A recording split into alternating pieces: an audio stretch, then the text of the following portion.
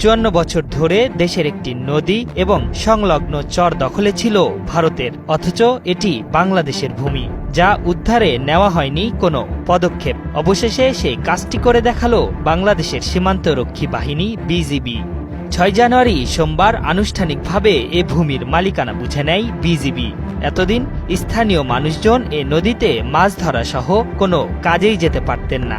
এখন থেকে অবাধে নিজ দেশের ভূমিতে বিচরণ করতে পারবেন তারা।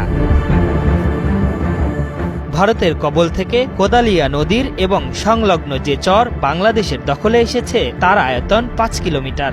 এমন সাহসী পদক্ষেপ ও সফলতায় প্রশংসা পাচ্ছে দেশের সীমান্তরক্ষী বাহিনী। জানা গেছে, স্বাধীনতার পর ঝিনাইদহের মহেশপুর উপজেলার ভারত সীমান্তবর্তী কোদালিয়া নদী পারের মানুষ নিজেদের প্রয়োজনে দেশের আরও অভ্যন্তরে বসবাস শুরু করেন। পরে ওই অংশটুকু ভারতের বিএসএফ দখল করে নেয় এবং সেখানে আধিপত্য বিস্তার করে। ফলে কৃষকরা মাঠে চাষাবাদ ও নদীতে মাছ ধরতে যেতে পারত না। এমনকি নদীটি ব্যবহার করতে গেলে স্থানীয়দের সঙ্গে বিএসএফ বাদানুবাদে জড়িয়ে পড়ত।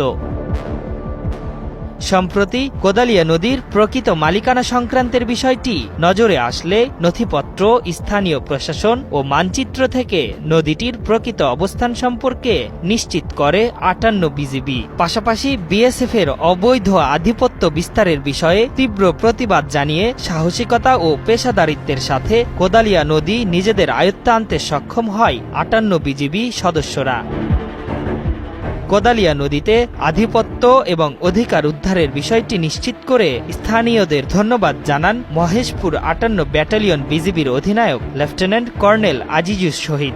আগে যেটা হতো যে বাংলাদেশি কোনো নাগরিক যদি এই নদীর কাছাকাছিও আসতো বা নামার চেষ্টা করত, তখন আমাদের প্রতিপক্ষ কর্তৃক তারা বাধাপ্রাপ্ত হতো, যেটা গত কিছুদিন ধরে আমরা এটাকে উতরিয়ে এসেছি। বর্তমানে এই নদীটা যেহেতু বাংলাদেশের সীমান্তের অন্তর্ভুক্ত, এখন এই নদীতে পুরো আধিপত্য এবং নদীর পুরো অধিকার যেটা সেটা আমরা প্রতিষ্ঠা করেছি এবং বর্তমানে আমাদের প্রতিপক্ষ কর্তৃক আমাদের যারা স্থানীয় জনগণ আছে তারা কোনো রকমের বাধার সম্মুখীন হচ্ছেন না।